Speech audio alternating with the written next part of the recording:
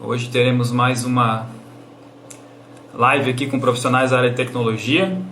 Só um minuto que eu vou colocar para gravar. E aí a gente já começa.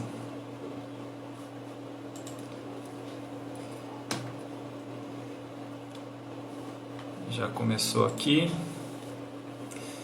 Já está gravando. Então, hoje a gente vai conversar com o Alexandre de Bittencourt. Júlia, seja bem-vinda, Júlia. A gente estava agora há pouco na reunião do grupo de budismo. Legal você estar aí. O Alexandre também trabalha na área de tecnologia já há muitos anos. Ele é analista de sistemas e vai conversar com a gente, vai compartilhar com a gente o início de carreira, as dificuldades, o que faz um analista de sistema. Deixa eu só ajustar um negócio aqui, deu. Ok.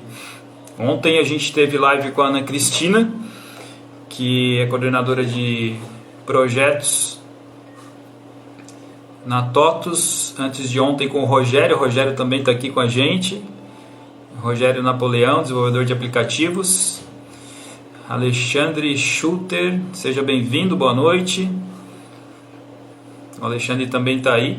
E antes de eu chamar o Alexandre, só pedir para vocês, quem está assistindo ao vivo, que conhecer alguém que possa se interessar por esse tipo de assunto, por tecnologia, por início de carreira, pelas dicas que a gente está passando aqui, clica aqui embaixo no aviãozinho para compartilhar, para chamar alguém para assistir aqui ao vivo e aí assistindo ao vivo vai conseguir fazer pergunta também online aqui para o Alexandre a respeito da carreira, da profissão de tecnologia. E a pergunta é feita por esse íconezinho da interrogação aqui. Isso para quem está assistindo essa live ao vivo aqui no Instagram. Por quê? Porque eu também deixo a live gravada, ela vai ficar gravada no IGTV, aqui no próprio Instagram, e eu também coloco ela no YouTube, no canal do meu projeto. O projeto se chama Infalível, youtube.com/infalível, e também coloco ela no Facebook, a gravação de toda a live. Então, quem está assistindo ao vivo tem a possibilidade de fazer pergunta agora, e quem está assistindo gravado vai ter acesso a todo o conteúdo que a gente conversar aqui durante essa 1 hora aí de bate-papo com o Alexandre, onde ele vai estar compartilhando com a gente aí as experiências que ele tem na área de tecnologia, e é um profissional aí que já passou por grandes empresas e faz um grande trabalho na área de análise de sistema e gerenciamento de projetos. Boa noite, Rogério. Então, acho que esses são os recados paroquiais aqui. Vamos chamar o Alexandre para a gente começar o bate-papo. Hoje a gente está fazendo às 9 horas da noite. Geralmente eu faço às 7h30 porque eu tinha um compromisso mais cedo. E aí eu acertei com o Alexandre para a gente fazer às 9 horas. Quem não está assistindo ao vivo vai poder assistir gravado, como eu disse. Deixa eu chamar o Alexandre aqui. Esperando ele entrar para a gente começar a conversar. Já está entrando. E aí, Alexandre? Boa noite. Tudo certo? Boa noite. Tudo bem? Tudo certo? Tudo jóia? Tá me ouvindo bem? O som tá bom para ti?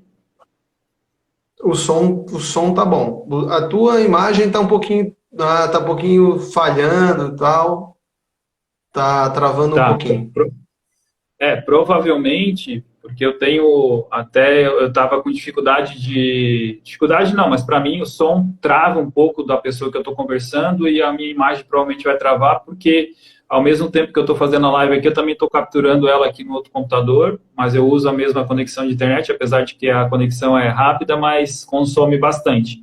Então dá essas travadinhas, mas o importante é que no final a gravação da live, para quem está ouvindo, pelo menos até agora, todo mundo diz que está escutando e está vendo bem aí tanto eu quanto a pessoa que está sendo entrevistada aqui. Bom, em primeiro lugar, agradecer novamente quem está aí com a gente online, tá? Quem está entrando aí e vai poder fazer pergunta, interagir ou acompanhar. E, enfim, cara, eu quero te agradecer muito aí pelo aceite do convite, pela tua disponibilidade, pelo teu tempo aí e a disposição em estar compartilhando com o pessoal a tua experiência, teu início de carreira, que esse é o objetivo, falar sobre como foi o teu início de carreira. A gente já vai entrar no assunto já em seguida, mas eu quero te agradecer muito aí, tu tem bastante experiência no mercado, na área de tecnologia. Foi o cara que, já vou começar aqui fazendo um agradecimento extra público aqui, que foi o cara que me ensinou a programar. Começou a ensinar a programar quando eu entrei na faculdade, lá no terceiro semestre, não sei se tu lembra, a gente ia para o laboratório lá de computação sábado à tarde, tu que me ensinou os primeiros comandos de Pascal lá, antes de eu aprender na faculdade. Então, é um agradecimento eterno aí que eu tenho com um grande profissional legal. e amigo aí que você é. Alexandre, Sim, obrigado.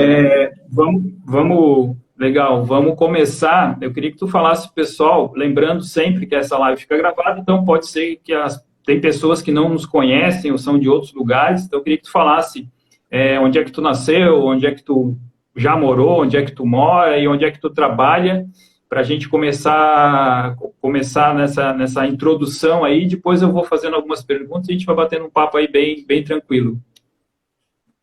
Tá, bom, meu nome é Alexandre, né? Alexandre de Bittencourt Garcia, eu sou tubaronense e eu resido atualmente em Tubarão, mas eu já trabalhei, já morei em Criciúma, né? E trabalhei em empresas que implantavam sistemas pelo Brasil, assim, então viajei para vários locais implantando soluções, né? Então isso ao longo de... Eu me formei em 95, já faz um tempinho aí que eu trabalho, com a parte de sistemas, né? E atualmente eu resido em Tubarão e eu trabalho em Braço do Norte. Trabalho na indústria de molduras Moldurarte lá, na parte de análise de sistemas, a parte de projetos novos na área de sistemas e soluções, né? E me formei na Unisul, eu sou formado em ciência da computação. Na verdade, assim, eu sou técnico que isso é muito bacana falar, assim, né? Eu sou técnico em eletromecânica, e isso é uma coisa legal, porque isso te dá uma bagagem prática de eletricidade, da parte mecânica, de você saber o funcionamento das coisas. Eu sou formado em ciência da computação, da Unisul, eu sou da terceira turma. Sou da turma entrei em 90, final de 90, acho 91, e me formei em 95, final de 95. Tu não é... Ô Alexandre, tu não é da primeira turma? Não. A tua turma não foi a primeira? Eu sou da terceira turma. Primeira turma, eu acho que foi um outro pessoal lá, porque assim, a primeira turma, eu acredito que depois eles fizeram algumas cadeiras com a segunda, que depois fez com... Então, assim, quando formou a primeira turma, eram poucos alunos. Mas se eu não me engano, eu sou da segunda ou terceira turma. Eu acho que é a terceira turma. A primeira turma começou com poucos alunos, a segunda foi já com um número maior de alunos, aí a terceira turma, aí sim, quando eu fiz, por exemplo, o vestibular, a média era 7/1. Só perdia para direito, que era 12/1, por exemplo, a concorrência, né? Então, assim, foi a época assim que o pessoal realmente despertou assim para a área de tecnologia. Isso em 1991, né? É isso? Isso em 91, Isso em 91. Depois aí eu fiz outros cursos. Eu tenho uma especialização em automação industrial. Eu fiz curso na Dom Cabral já, de dirigentes. E tem vários outros cursos com duração menor, né? Legal. Mas e como é que foi esse... vamos lá no começo do começo. Você falou que tem formação em técnica eletromecânica, né? Eu também tenho lá pelo CIP, pelo CEDUP. E como que foi esse teu início, essa tua descoberta pela área de computação? Na época não era comum, a gente já falou isso aqui, não era comum ter computador nas empresas, né? Era uma coisa nova ainda, apesar de que tinha, mas era nova. E como é que foi esse viés aí de eletromecânica, chegasse a trabalhar com eletromecânica também, e aí a partir de que ponto que você se interessou por computação e qual foi o motivo que te levou a fazer computação? Não, eu trabalhei, eu tenho curso de torneiro mecânico, a gente trabalhava com solda, por isso que eu até acho, eu até tenho essa Ó, coisa assim, né? a Eu lecionei, pergunta, até teve, eu não tinha visto ainda, mas só para te ver, tem uma pergunta ali do Alexandre Schulter ali também, que é a mesma que eu fiz para ti, ó. Tá na tela aí só para a gente responder.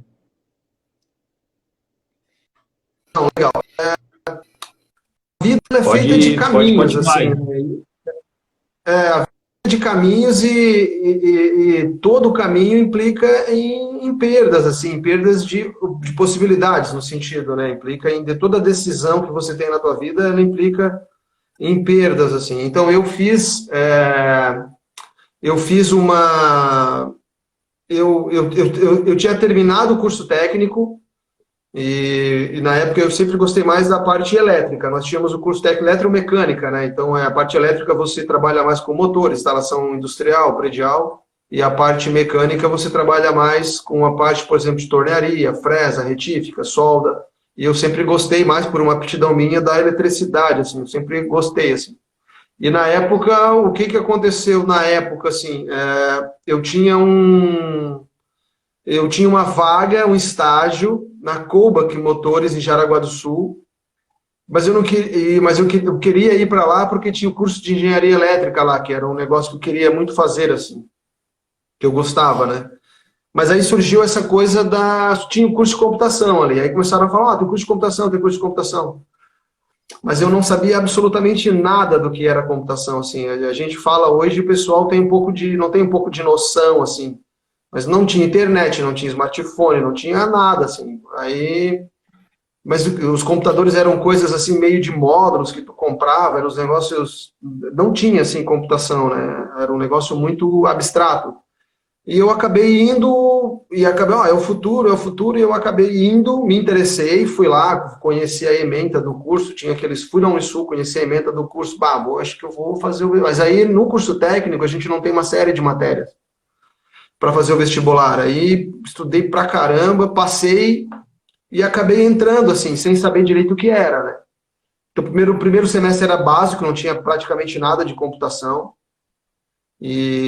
Mas aí, quando eu entrei no laboratório, que eu fiz o primeiro programa de computador, que eu rodei o primeiro programa, para se ter uma ideia, o primeiro computador não tinha nem HD, eram 2 discos flexíveis, assim, ele não tinha nem disco rígido, para se ter, era Era o XT, 4,7, né? se não me Era engano, XT, gigahertz monitor monocromático. a velocidade, e aí eu rodei meu primeiro programa, que ele funcionou assim que eu entrei, acho que ele calculava a fórmula de bar, não, eu acho que ele fazia uma que é um absurdo conseguir fazer um negócio desse, assim, eu acho que aquilo me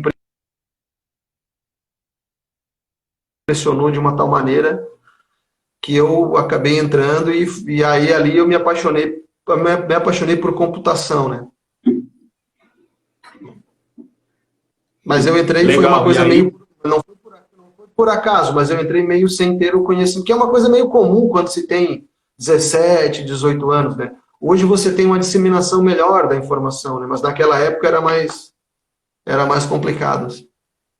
até eu falei aqui em outra live, eu acho que não lembro para quem, que também eu fui 2 ou 3 turmas depois da tua, e quando eu entrei na faculdade, eu entrei em 92B, eu também nunca tinha encostado em um computador, eu também vim da elétrica, eu gostava de elétrica, e foi mais ou menos essa linha aí. O que era mais parecido com elétrica, eletrônica, era computação aqui na Unisul. Então eu fiz vestibular, mas eu fui aprender, encostar e mexer no computador a partir do terceiro semestre, como eu disse, lá no laboratório, e coisa muito arcaica, óbvio que era a época, né? Isso faz bastante tempo, mas é o sinal dos tempos, né? A questão da evolução.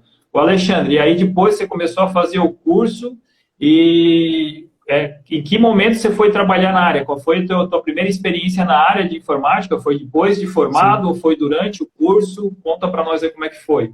Não, eu dei um pouco assim, eu tive a felicidade, o curso era noturno, né? E eu tive a felicidade já acho que no quinto semestre, acho que no quinto semestre, surgiu uma vaga para trabalhar na TI aqui da Itagres. A analista de sistema da Itagres foi dar aula e aí dava acho que 2 disciplinas. E aí ela foi dar aula e conversando, ela disse, tem uma vaga de programador. E aí eu entreguei o currículo, passou um período assim, eu não me lembro, um período, e aí um dia eu já trabalhava numa empresa, ela ligou para lá e falou, abriu a vaga e tal. Aí eu fui lá, fiz entrevista e entrei. Então eu tive a facilidade, isso é uma coisa legal, de você fazer o curso e estar trabalhando na área, porque daí você consegue realmente aproveitar bem a parte teórica que é ministrada pelos professores, né? Então eu comecei cedo, assim, eu nem formado eu já comecei a trabalhar com programação, já comecei a ter contato aí realmente com áreas profissionais, com software de gestão, né, que a Itagres é uma empresa grande, um software de gestão, aí comecei a conhecer a parte de processos de funcionamento de uma empresa, né? Então isso realmente foi uma coisa muito bacana. Legal. E que linguagem lá na época que vocês trabalhavam? Você entrou como estagiário, entrou já como programador? Como é que foi esse processo de entrevista? O que tu precisou mostrar para eles lá na época, em termos de conhecimento? Não, eu tive eu não me lembro, assim, mas foram entrevistadas mais pessoas, mas eu já conhecia, ela era professora, né? E lá nós trabalhávamos com uma linguagem procedural, a orientação por objeto era uma coisa mais assim abstrata, era mais conceitual, assim, não havia sistemas gráficos, era uma coisa muito nova, o Windows foi uma coisa que surgiu um pouco depois, assim, então o sistema operacional era em MS-DOS, assim, era todo em modo caractere, os displays eram displays, eu vou falando, parece que a gente está velho, né? Muito velho, né? Mas os displays, com essas histórias aí a gente entrega a idade. Mas os displays eram CGAs, assim, então o CGA o que era? Aquele display do filme do Matrix, aquele display verdinho que o caractere, sabe? E aí tinha o âmbar, que era laranja, e era o verde, assim, então que era quem vê o filme aquela coisa, que ainda é o Linux, tem muita coisa em caractere, né? Então, assim, então não tinha, então a gente trabalhava em procedural, o monitor era 80 colunas por 25, aí a gente tinha as coordenadas para você programar aquelas coordenadas e mostrar o dado na tela, então as programações eram procedurais, a gente trabalhava com Dataflex, mas tinha, assim, outras empresas trabalhavam com COBOL, né, você tinha, era Clipper, era uma outra linguagem também que eu lembro que eu não me recordo de ver ela mais, assim. Então, tinha vários sistemas para lojas, departamentos, assim, era Clipper, eram vários livros, muita literatura. E o Dataflex era uma linguagem que você programava, era um gerenciador de arquivo, então você não era um banco de dados relacional. Então, você tinha vários arquivos indexados e você fazia uma programação meio nativa para trabalhar esses arquivos, né? E aí eu trabalhei bastante com isso. Bastante tempo eu trabalhei com essa linguagem. Legal. Tu ficou quanto tempo aí nessa empresa? E as tuas funções mudaram ali dentro? Você sempre foi programador ou chegou a fazer alguma outra função dentro da área de tecnologia? E quanto tempo tu ficou e qual foi a tua próxima aí? Então, na época eu era meio um faz-tudo, assim, eu trabalhava com programação lá e eu fazia também a parte dava suporte nos computadores de infra, assim, né? Então, o cabo, a rede, por exemplo, não era rede como era hoje, a RJ45, era um cabo coaxial, né? Então, era um cabo único, você tinha terminais, assim, nas placas, e você tinha no final de cada ponta da rede um terminador. Então, quando a moça da limpeza estava meio nervosa, que ela passava a vassoura no cabo, que ele saía ali e caía a rede inteirinha. Então, porque não é igual a hoje, assim, por exemplo, dar um mau contato, que é um conector RJ45 ligado no switch. Então, era um cabo coaxial que ia de fora a fora da fábrica, tanto da fábrica, se fosse uma rede industrial, quanto do escritório. Então, eu trabalhei lá 2 anos, aí eu me formei, aí surgiu uma oportunidade em Criciúma, né? Aí eu queria sair, assim, né? Eu queria conhecer, assim, um pouco mais, era para trabalhar com a mesma linguagem, só que era uma empresa que tinha muitos sistemas para transporte de carga. Então eu fui trabalhar Aí eu trabalhei em vários lugares, assim, trabalhei em várias cidades, fui para várias trabalhar com implantação de sistema, né? Então a gente fazia análise, fazia especificação, fazia programação, fazia o treinamento do usuário, e aí eu fui gostando muito dessa área de análise de sistemas. Então, assim, eu sempre gostei dessa coisa de você pegar um problema e modelar esse problema. Tem Só pessoas, eu profissionais que eu conheço que gostam de pedi para ti justamente isso, de explicar um pouquinho melhor o que, que é uma análise, quando se fala em análise de sistema, o que, que se faz, análise e especificação, que você comentou, que são termos um pouco desconhecidos para quem não é da área. Então, como eu disse, quem está assistindo essa live aqui que não é da área e tem interesse, é interessante a gente explicar um pouquinho melhor aí só essa questão, o que, que faz um analista de sistema nesse sentido. Vou fazer análise para desenvolvimento de sistema. O que, que é especificamente isso, de análise de sistema? É conversar com o cliente, é levantar os requisitos? Isso. O analista tem várias funções dentro da área de TI. Se é uma empresa muito grande, tem analista de especificação, analista de pré-requisitos e tal.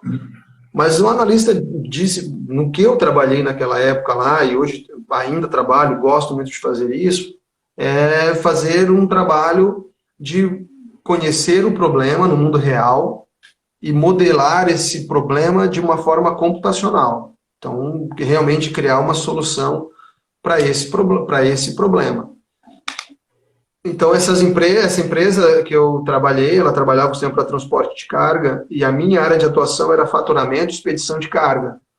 Então, já tinha, claro, o sistema, mas durante o processo de implantação, a gente se depara com customizações, porque cada empresa, por mais que você tenha uma rede de negócios que é a mesma, é transporte de carga, mas cada empresa tem o seu DNA, ela tem as suas características, ela tem o seu jeito de funcionar, ela tem as suas particularidades. Então, a gente trabalhava com essa modelagem, com essa especificação. Aí tinha levantamento de requisitos. Hoje, você teria hoje que se fala de levantamento de requisitos, pré-requisitos, especificação, modelagem, né? Você fazer dependendo do que era feito, você fazia uma especificação técnica e modelava isso, fazia depois a modelagem na parte do banco de dados, depois a parte de programação, testes. Então, isso, como era uma coisa que a empresa não tinha tantos funcionários como às vezes você vai trabalhar hoje, você cai numa área mais específica, a gente fazia toda a cadeia, né? Desde a modelagem até a implantação. Isso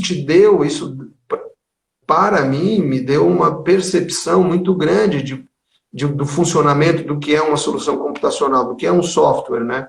Hoje você não tem muito isso, hoje você tem isso ainda, mas a tecnologia é completamente diferente. Hoje você tem, se você for trabalhar com um projeto, uma solução web, você tem, por exemplo, você tem a parte do front-end, você tem um back-end lá atrás, você pode ter um gateway por trás disso, você tem, se for um dispositivo móvel, você tem um outro tipo de aplicação. Então, o código, ele particionou, assim, vários pedaços de aplicações que naquela época não tinha, né?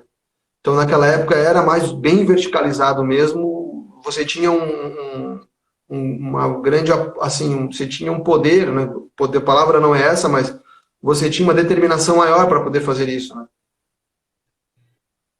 É legal isso que tu falou, da questão do particionamento aí, da desenvolvimento de um software que antigamente era mais unificado, né? Era unificado a questão de tela, de back-end, banco de dados. E isso também, a gente nota essa evolução a partir do momento que a estrutura do desenvolvimento de sistema foi se fragmentando, como você falou, front-end, tela, back-end, a parte administrativa, banco de dados e outras coisas, isso levou ao surgimento de novas profissões. Então, hoje, não é mais só uma pessoa que faz, geralmente, né, que faz esse trabalho de análise de requisitos, depois de desenvolvimento, depois de implantação, depois de suporte. Cada etapa dessa tem uma ou mais funções responsáveis por entregar cada uma dessas partições aí de um desenvolvimento de sistema, né? Isso é interessante até para o pessoal entender essa diferença de tempo aí, que a gente está falando de anos aí atrás, e hoje as coisas vão evoluindo, os sistemas vão se fragmentando, o processo de desenvolvimento e implantação, e com isso, repetindo, vão surgindo novas profissões. Por isso que a gente tem aí no mercado tanta oportunidade, tanta vaga disponível, né? Porque cada vez mais tem necessidade de profissionais especializados em cada uma das etapas. E depois, Alexandre, dessa Exatamente. empresa, como é que foi? Então, aí depois eu trabalhei, eu acho que trabalhei uns 4 anos, 3 anos, né, não, quase 4 anos nessa empresa. Aí surgiu a oportunidade de trabalhar, montar uma empresa. Então, eu montei uma sociedade, e aí trabalhei, aí voltei para Criciúma, depois voltei para Tubarão. A empresa acabou se sediando aqui, e, Ó, se tu e aí quiser, eu... só deixa eu te cortar um pouquinho, se tu quiser só responder essa pergunta do Guilherme antes de falar da tua empresa, a empresa que você montou. Ah, tá. O Guilherme está Sim, perguntando sim. ali, você Ah, tá, o Guilherme. utilizava alguma metodologia para essa modelagem? O que mudou de lá para cá? Então, na época, até hoje, eu uso até hoje assim ainda, né? E nós usávamos a modelagem ER, né? Que é aquela modelagem entidade de relacionamento lá, que você modela as tabelas, né? Então eu trabalho ainda com fluxograma que eu faço, que eu gosto de fazer. Eu trabalho com com uma coisa minha que eu desenvolvi. Eu acho que todo profissional, com o tempo, com a experiência, vai acabar desenvolvendo, assim. Então, eu começo a modelagem criando as minhas próprias entidades. Então, com as minhas próprias, falando assim no jargão mais técnico, com as minhas entidades, eu crio a minha especificação de cada dessas entidades, crio as regras de negócio, as premissas para essas regras de negócio. Depois dessa modelagem que eu tenho, aí eu começo a criar essas minhas entidades, e junto com o meu fluxograma eu vou modelando a minha aplicação. Então, se o projeto é maior, aí você começa com o anteprojeto, depois você passa para o projeto lógico, e depois você passa para o projeto físico. Isso é o que eu uso até hoje, assim, que eu me dou bem e tal, e tem várias outras formas de modelagem que você pode fazer, tá? Você pode trabalhar com ML, quem gosta, que foi uma coisa que surgiu um pouco depois. Você pode trabalhar com outras, até ferramentas que tem hoje aí bem até mais visuais. Mas aí eu estou entrando, não é a gestão de projeto. Eu estou trabalhando na criação da modelagem através de um problema do mundo real para um modelo computacional. Então eu uso até hoje essas modelagens que eu aprendi na universidade e usei ao longo de toda a minha carreira. E até hoje eu uso elas assim, e elas me atendem. Legal, legal. E aí, como foi a abertura da tua própria empresa aí? Conta para nós. Então, é uma experiência legal. Até costumo brincar que todo mundo devia ter uma empresa, né, para saber as dificuldades que tem no Brasil. Mas foi uma experiência muito legal também. A empresa ficou aqui sediada em Tubarão. Trabalhei 7 anos e nós atendíamos lojas, nós atendíamos algumas empresas aqui na região. E durante esses 7 anos foi muito legal, trabalhei, conheci várias pessoas. E aí, quando você é proprietário de algo, né, você realmente tem uma outra percepção de trabalho, você tem uma percepção de comprometimento, você tem uma percepção de preocupação com os funcionários que você tem. Então é muito legal, foi uma outra visão assim que eu tive dessa minha área dessa minha área como profissional. Então, depois de 7 anos, aí eu acabei deixando essa empresa, deixando a sociedade, e aí fui trabalhar numa empresa de automação industrial. Aí eu trabalhei 10 anos nessa área de automação industrial, que também tinha implantação, Alexandre, por várias empresas. só voltando um pouquinho ali, nessa empresa que foi sua, que tipo de sistema vocês faziam, que tipo de clientes vocês atendiam? Era sistema comercial, era RP, Isso, como é que funcionava? Só essa partezinha, depois tu vai para... Ah, tá. Não, então, a gente trabalhava com sistemas comerciais. Então, quando a gente fala em sistemas comerciais, a gente trabalha com sistemas para lojas de roupas, lojas de calçados. Então, tem o sistema de fluxo de caixa, tem o sistema de pedido, de fechamento, de controle de venda, de carnês naquela época. Hoje ainda tem, por incrível que pareça. Nós tínhamos sistemas para fábricas também, que controlavam o sistema financeiro, a parte de alguns controles de produção, ficha técnica, parte de faturamento, de cobrança, geração de cobrança fiscal, parte de tesouraria. Então, o sistema era bem interessante assim na época também. Então, a gente atendíamos várias empresas aqui na região de Tubarão, né? De Tubarão, Criciúma, Araranguá, Braço do Norte, enfim. Depois que eu saí da sociedade, fui para outra, aí trabalhei novamente como funcionário, e aí eu trabalhei numa empresa de automação que tinha um foco mais voltado para a área frigorífica. E aí eu trabalhei nessa empresa durante 10 anos, e essa empresa frigorífica implantávamos sistemas também pelo Brasil, aí viajei bastante aí instalando sistemas na área de automação. Daí você tem, que é uma coisa muito legal, que até como eu gosto de eletricidade, da parte de elétrica, de soluções, e eu tinha esse meu curso técnico, já tinha uma formação, foi muito proveitosa. Então, usei bastante os meus conhecimentos aí durante esse período, e junto com a parte computacional, para mim trabalhar nessas soluções ao longo dessa minha carreira desses 10 anos. Dá um exemplo aí o que é essa automação industrial. Envolve software, envolve hardware. Consegue dar um exemplo para nós de aplicação prática dentro do frigorífico? O que fazia, os sistemas que você fazia essa implantação e análise, para fazer que tipo de tarefa lá dentro de um frigorífico? Só um exemplo para o pessoal entender esse ramo também. Isso, eu vou até dar 2 exemplos. Eu trabalhei 1 ano e meio num projeto no Porto de Itajaí, onde a Seara Alimentos tinha, na época, do lado do Porto de Itajaí, ela tinha 2 berços que atracavam navios, e aí você tinha ali que fazer uma solução para fazer o recebimento das cargas que vinham, e depois o armazenamento disso, em forma de pallets ou em caixa, que a gente falava na época, caixa batida, e depois você carregava os navios e controlava essa carga utilizando coletores de dados.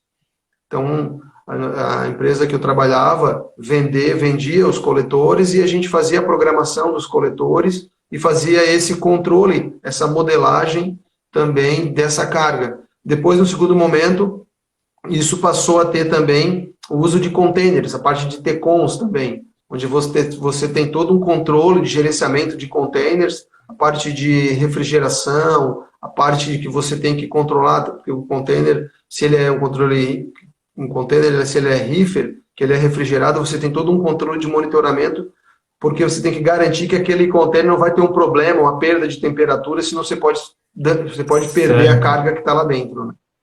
Então, assim, a gente trabalhava com soluções dentro de frigorífico para, por exemplo, apontamento de produção. Então, você produz o produto, encaixota ele, embala ele em caixas, e essas caixas são congeladas, e depois que isso é congelado, isso precisa ter contagem ou pesagem para você registrar quanto de produto que você tem. Você trabalha, por exemplo, com um produto que é frigorífico, que fala em produto de desmonte, né? Então, por exemplo, o que é um produto de desmonte? Eu tenho um frango, eu tenho um suíno, eu abato esse animal e eu vou fazer o que com ele? Eu faço filé, eu faço coxa, eu faço peito, então a gente fala a toda uma inteligência, a toda uma programação baseada na demanda de venda, da demanda de compra, do que você vai fazer com esse produto. É diferente, por exemplo, de você fazer um revestimento cerâmico, por exemplo. Você junta a matéria-prima e faz alguma coisa. É meio ao contrário, assim, eu desmonto, né? Então, esses sistemas, eles faziam apontamento de produção, verificação de peso.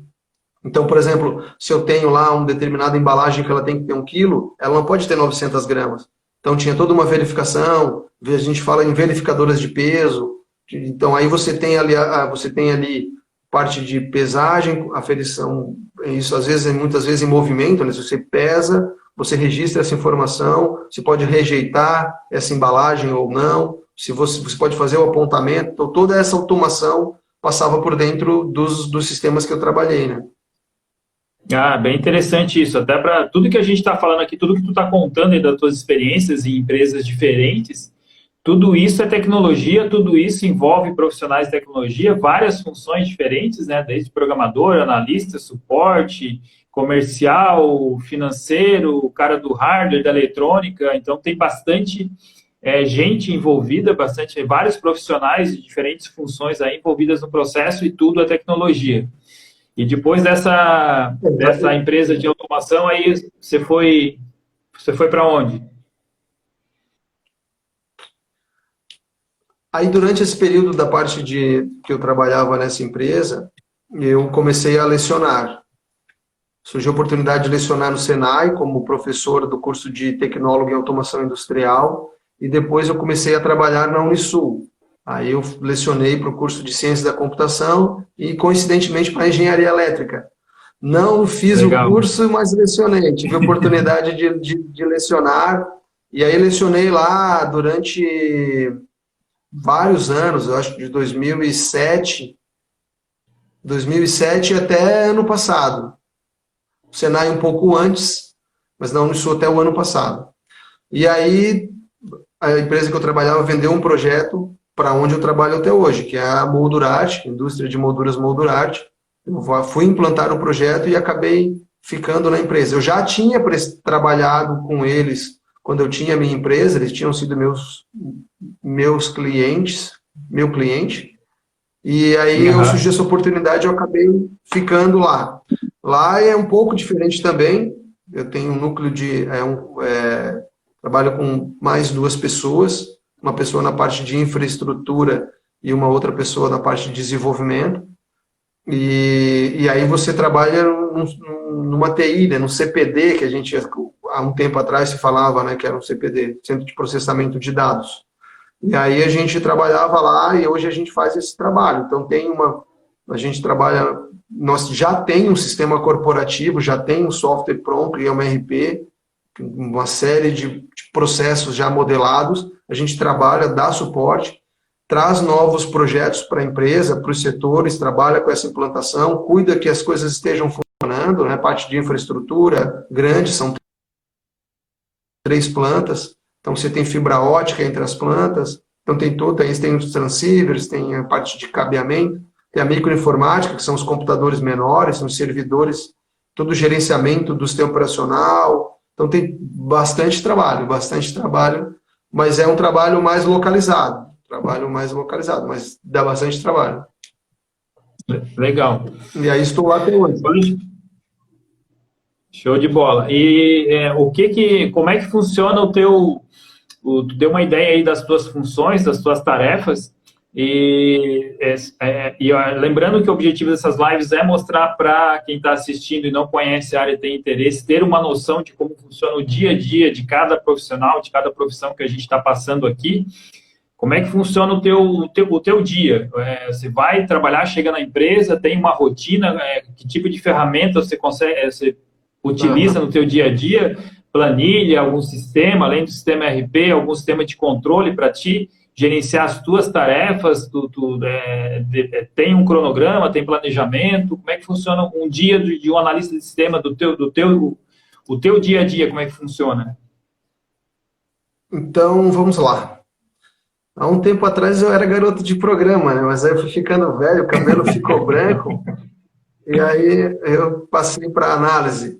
Então, nós trabalhamos em conjunto lá e determinamos as ações, na maioria das vezes, em conjunto.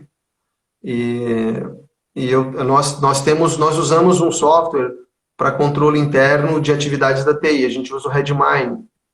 Então, o Redmine é um software que eu já uso há anos. Quando eu entrei lá, na outra empresa já trabalhávamos, e lá desde que eu entrei, a gente instalou. A gente tem todos os projetos instalados dentro dele. A gente gera, quando você tem um problema, alguma coisa, uma atividade para fazer, a gente coloca lá, registra os horários, registra o tempo que iniciou, se vai dar um suporte a algum problema, vai fazer uma atualização do RP, e acontece alguma coisa, a gente gera toda uma documentação, então isso vai gerando um histórico de atividades para que a gente possa depois ter um backlog lá, um troubleshooting lá para solucionar problemas, porque existem softwares de apontamento, terminais, impressoras de código de barras, Então, a gente tem todo esse mecanismo lá de atividades de projetos. Existe essa parte de manutenção, digamos assim, de infra, parte de computadores, infra microinformática que a gente fala, é outra pessoa que cuida, né? Eu trabalho mais na parte de análise de sistemas, então eu trabalho mais na parte do ERP, então eu trabalho mais com software. Então lá nós temos, por exemplo, agora trabalhando num projeto grande, que é um projeto de um CRM, que é um conceito, né? Então já trabalhamos com dois módulos nós já implantamos, e que é um controle, na verdade, de trabalharmos as informações mais disponível para cliente. Então é um projeto que envolve toda a modelagem que eu já comentei aqui, mas com a terceirização de serviços, uma terceirização de regras, com a terceirização de geração de código, mas boa parte do projeto está nascendo lá dentro, com a questão dos código-fontes, com essas questões todas ficando dentro da empresa lá. Então, eu trabalho mais na área de software, parte de gerência, eu cuido da parte da gerência de software dos aplicativos que hoje rodam para ambiente web, que nós temos, a parte de força de vendas com os representantes, o nosso portal de relacionamento com os clientes. Então, nós estamos trabalhando com essa parte. Uma outra atividade que eu estou desenvolvendo também, que são questões de marketing digital com a Google, algumas coisas nessa área também. Então, essas áreas estratégicas a gente está procurando a centralizar dentro da TI. Uma coisa importante que acho que vale ressaltar, que é que você tem sempre que trazer valor para o teu trabalho. Então, muitas vezes, dentro da tua área profissional, é muito legal que você, o que eu posso fazer para melhorar o meu ambiente? O que eu posso trazer de coisas novas? O que eu posso melhorar? O que eu posso agregar no meu trabalho? Então, às vezes, eu vou trabalhar só com manutenção. Não, peraí, o que eu posso melhorar das máquinas? Por que essa máquina estraga? Será que essa máquina estraga tanto assim que é melhor eu trocar? Então, tem coisas que realmente você tem que fazer para melhorar a tua questão profissional. Hoje ainda não mais do que nunca. Não ser só reativo, né? Não ficar só apagando incêndios, também ter, e não ficar dependendo só de demanda da diretoria ou da chefia, enfim, mas ter essa iniciativa, essa, como você falou ali, tentar prever alguma coisa que pode acontecer baseado em algum histórico e tentar evitar que aquilo se repita, né, que aquele problema se repita, para ter realmente um aproveitamento melhor do tempo das pessoas que fazem parte da equipe lá, em trabalhar em projetos novos e não ficar só resolvendo problemas. Eu acho que é nesse sentido, e isso entra na questão que a gente tem batido bastante, das soft skills, das hard skills, as habilidades técnicas, habilidades comportamentais, de não só ser o cara que é acionado quando dá problema, mas também que é aquele cara, ou aquela pessoa, aquele profissional, que também sugere soluções, que entrega mais do que é pedido, justamente para valorizar, né? Aquele negócio, não falte para que seu chefe não sinta que a tua falta não faz falta. Então, tem que fazer a diferença na profissão, sendo proativo, tendo iniciativa e sabendo avaliar e analisar o contexto como um todo e propondo soluções como a gente conversou. Exatamente. Então, um pouco do que a gente faz lá, existem vários projetos, nós temos hoje projetos na área de marketing, nós temos projetos na área de gerência comercial, nós temos um projeto na área de exportação, de sites, nós temos projetos estratégicos na área de gestão de marketing para a web também. Então, isso são coisas que quem trabalha na coordenação da TI tem que estar antenado, assim, o que eu posso agregar, né, para a empresa? Porque a área de tecnologia, ela tomou um corpo, assim. Então, uma questão que é uma preocupação que eu vejo hoje é você sempre buscar coisas novas, entendeu? Achar oportunidades dentro do teu trabalho de trazer coisas novas. Esse é um desafio. Legal, show. E até boas-vindas aí o Jackson, o Guilherme Vandresen. O Guilherme está comentando a história do abacaxi ali, que sempre comenta, e vou fazer uma live só para contar essa história. Tem lá no meu site, edercachoeira.com.br, se procurar lá, vai encontrar a história do abacaxi. Que tem uma sátira aí, uma versão bem humorada dessa questão que a gente falou, de não ficar só dependendo, não ficar limitado só ao que te pedem, mas você também encontrar alternativas, apresentar alternativas para as coisas que você é solicitado, e não simplesmente sim ou não, ou entregar só uma coisa, tentar agregar mais valor, como a gente vem conversando. Alexandre, eu queria que tu falasse, a gente está aí entrando nos 15 minutos finais, voltasse um pouquinho lá no início e falasse para o pessoal, tu consegue identificar alguma coisa no teu início de carreira, o que tu sentiu mais dificuldade? A gente está falando, óbvio, de épocas diferentes, hoje as coisas são diferentes, daí é normal, né? A gente tem que considerar tudo isso, mas lá no teu início de carreira, na área de computação, lá no teu primeiro trabalho, no início da faculdade, tu tem alguma coisa que você consegue destacar como maior dificuldade que você encontrou para iniciar? Se fosse para mim colocar, assim, eu acredito que é a questão era de referencial técnico, assim, referencial teórico. A gente tinha muito pouca documentação, era uma dificuldade, assim, então os livros eram caros, não havia internet, então os livros eram caros e a documentação, você ficava assim, o professor com o material dele, né? Ou então você conseguia os livros da biblioteca. Então haviam até bastante cobrança para que a universidade adquirisse material técnico, assim, para que a gente pudesse estudar. Então, se eu fosse aprender a programação, eu tinha que ler um livro, se dava uma mensagem de erro, eu tinha que pegar lá, eu lembro que eu trabalhava eu trabalho hoje também ainda lá com Oracle, e na parte de programa, eu não gerencio o Oracle, mas eu trabalho com procedures, com triggers, faço essa programação também, mas naquela época lá, quando a gente ia trabalhar com isso, você tinha que pegar o manual, dava um erro, tinha que pegar o manual, e hoje não, hoje você tem tudo pronto, né? Você tem tudo, um banco de pesquisa na internet aí, gigantesco, para você buscar informação, então hoje é muito mais fácil, assim, é tão fácil, que é tanta informação, que até você tem que tomar cuidado, assim, para você não dispersar, assim, o teu tempo, né? É um exagero é um exagero de informação, né?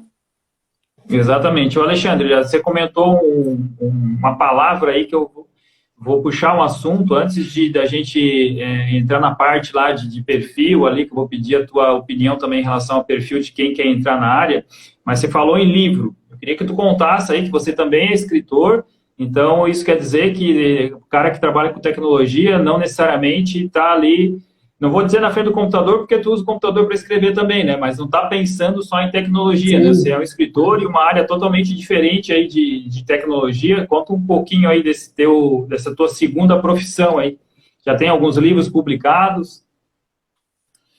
Sim, sim. Eu tenho desde isso, fazem praticamente dentro da universidade, logo em seguida, assim que eu saí, eu sempre tive uma paixão pela literatura, e eu escrevo, comecei a ter essas ideias de imaginação, e isso me fez escrever um primeiro romance. Vou escrever aquela coisa, então vou fazer um livro, fiz um trabalho de pesquisa, eu escrevo romance e ficção histórica, né? Então eu peguei uma das histórias que eu tinha, fiz um trabalho de pesquisa, escrevi um livro, publiquei, deu muito legal, e não parei mais. Hoje eu tenho 7 livros publicados, eu tenho um site. Há algumas semanas eu fiz uma parceria com uma agência editorial de São Paulo para a divulgação dos meus livros, eles já estão sendo comercializados nessas. Qual é o endereço do teu site? Já fala aí para a galera, depois eu boto na descrição. Hoje eu tenho os meus livros, eles estão todos numa agência, que é a Intrépida. É a agência www.editoraintrépida.com.br. Estão todos lá, os meus livros, tem os links para aquisição, para compras, tanto em formato digital quanto em formato impresso, né? Então, é uma coisa que eu gosto bastante de fazer, e eu estou trabalhando num outro projeto, eu gosto de pesquisar, de viajar, de conhecer aquilo que eu estou escrevendo, né? E essa questão da imaginação que eu desenvolvo, que eu gosto de desenvolver, que eu gosto disso, isso me auxilia muito no meu trabalho na área computacional. Porque em várias áreas, né, a imaginação ela é fundamental para que você possa modelar um problema ou ver o problema sobre vários ângulos para encontrar uma melhor solução para ele, né? Até ontem eu assisti uma palestra da FGV, que a moça era uma coordenadora de marketing da Ambev, e ela comentou exatamente isso aí. A computação, ela vai acelerar, ela vai controlar, ela vai fazer uma série de coisas que vai te proporcionar velocidade, controle, mineração de dados, tudo. Mas a questão da imaginação, essa questão sua, que a gente até já comentou algumas vezes aqui, de você buscar essa questão humana, isso é complicado ainda. É um trabalho grande, aí, há vários estudos na área de inteligência, mas isso do ser humano ainda é muito latente, né? Então, a imaginação que eu adquiro para a criação das minhas histórias, eu uso muito para modelagem da solução do mundo real para o modelo computacional. Pô, legal isso, legal esse link aí que você consegue fazer, né? Trabalhar as duas coisas, por mais separadas que estejam, né? A questão de ser um escritor, de escrever romance e trabalhar com tecnologia, e mesmo assim ainda você consegue fazer o vínculo. A gente está falando aí de habilidades, eu queria que tu desse a tua opinião aí, o teu aconselhamento. A gente sempre fala conselho aqui, mas é relativo, né? Mas que tipo de habilidades que você julga importante para quem está interessado, ou quem quer entrar na área, seja adolescente, como a gente comenta aqui, ou seja uma pessoa já que tem uma profissão, que foi o caso de várias pessoas que passaram por aqui, já tinham uma profissão e mudaram, foram para a computação. Mas o que você sugere, dá de dica para quem quer entrar na área, que tipo de habilidade, de comportamento, de caminho que deve seguir? Claro, cada um tem o seu contexto, cada um tem a sua realidade, mas o objetivo aqui é a gente expor essas histórias, essas experiências, e sugerir algumas coisas para que as pessoas assistam esse vídeo hoje ou um outro dia e tenham uma clareza maior de como entrar na área, de como se comportar, do que prestar mais atenção, do que trabalhar em termos de comportamento, de conhecimento. O que tu pode contribuir nesse sentido? Então, tem algumas questões assim que eu acho que são legais. Assim, quando eu fiz, você tinha poucas escolhas. Então, você tinha, ou você ia para a área de programação, ou você ia para a área de infra, ou você ia, que é a parte de infra, que era redes, ou você ia para a área de hardware, que era microinformática, ou enfim. Hoje não. A área de computacional você tem N possibilidades. Só agora já tem aí a questão da própria LGPD, que é a Lei Geral de Proteção de Dados, que deve demandar uma série de novas carreiras aí da área. Você tem a própria área de marketing digital, mineração de dados, Big Data, tem uma infinidade, assim, várias áreas que você pode trabalhar na área computacional. O que é importante você sempre ter, assim, eu acredito nisso, é que você tenha uma facilidade de adaptação, curiosidade, que você tenha, assim, essa questão da disponibilidade do aprendizado, que esse aprendizado ele é constante, né? Você sempre tem que procurar se aperfeiçoar. Isso não é só na área da computação, é em todas as áreas, né? Então eu acredito muito nisso, assim, do profissional, que você tenha uma empatia de lidar com as pessoas, né? Porque cada vez mais a gente acaba tendo essa questão do relacionamento, somos seres humanos, né? Apesar de estarmos aqui conversando de forma digital, mas existem pessoas nos assistindo, existem pessoas que vão interagir com esse vídeo.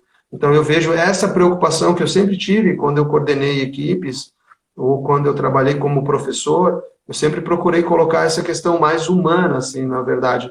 E também a habilidade que se você está no leme da tua vida, você tem que ter a habilidade de poder girar esse teu leme de acordo com o vento também que está soprando. Então, não é porque você teve uma decisão, uma escolha hoje, né, e daqui a pouco você não pode... Bom, eu estava estudando isso, eu estava me dedicando a essa profissão, havia outra tão interessante quanto, né?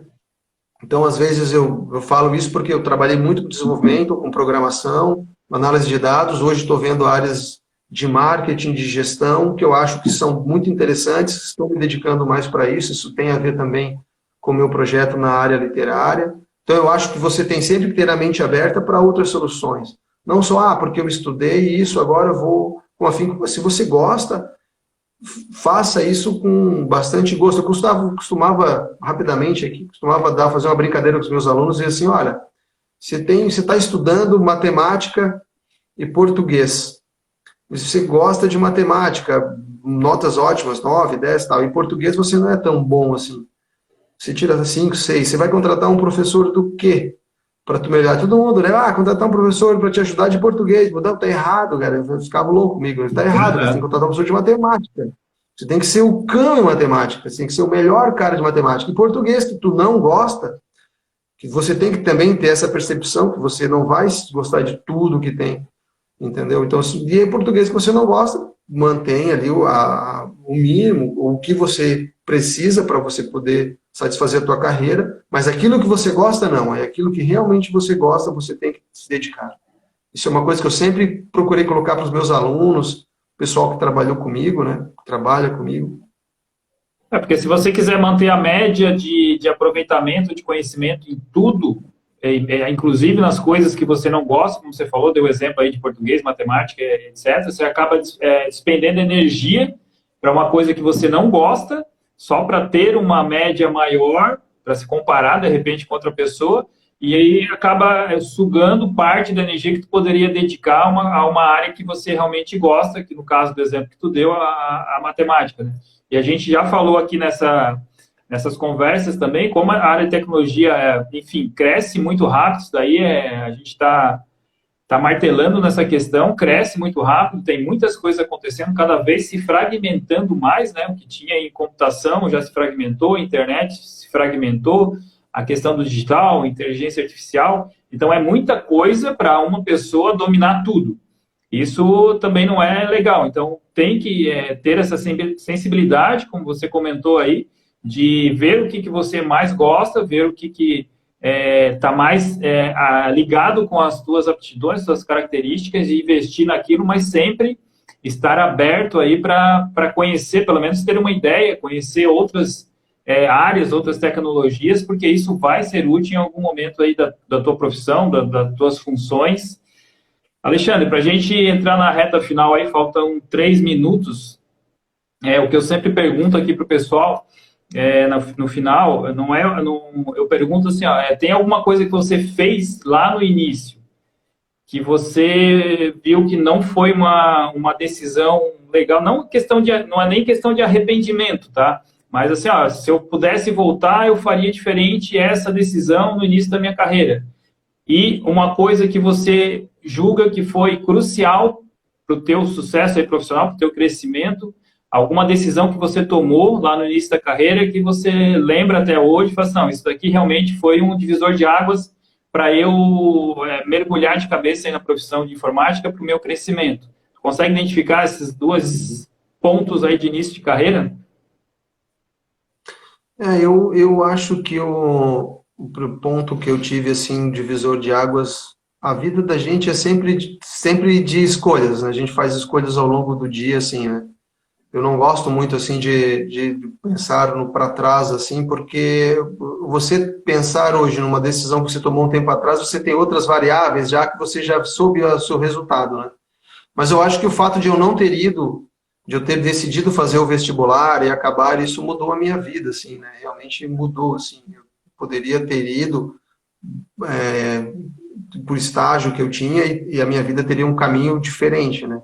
Então, mas a vida é mesmo essa questão de caminhos e escolhas, assim, que você tem mesmo, né? Agora, as coisas que eu acho, que eu acredito, assim, que eu tive lá atrás e carrego isso comigo hoje, é a vontade, é uma curiosidade que eu tenho de aprender, assim. É uma coisa minha que eu tenho de buscar conhecimento. Eu gosto muito disso. E eu acho que isso que me move, assim, você tem que ter algumas coisas que você gosta de fazer. E eu gosto de conhecimento, eu gosto de estudar as coisas, assim. Hoje eu sou mais seletivo, confesso, hoje eu seleciono um pouco mais aquilo que eu gosto de ler, o que eu gosto de estudar, o que eu gosto de fazer, né? Então essa seletividade é que me faz com que eu consiga hoje aprimorar mais o meu conhecimento, porque realmente eu faço isso porque eu gosto mesmo, né? Legal. Ô, Alexandre, A gente está aí para o minuto final, é sempre uma correria. Queria te agradecer muito, tá? Pelo tempo que você dedicou, pelo compartilhamento aí das informações. Quando a conversa é boa. Agradecer o pessoal que está participando. O Alexis entrou agora, um abraço para o Alexis. Te agradeço muito. Lembrando que essa live fica gravada aqui no Instagram, depois eu coloco no YouTube e Facebook. Tá certo? A gente está no final e faltam alguns segundos. Obrigado.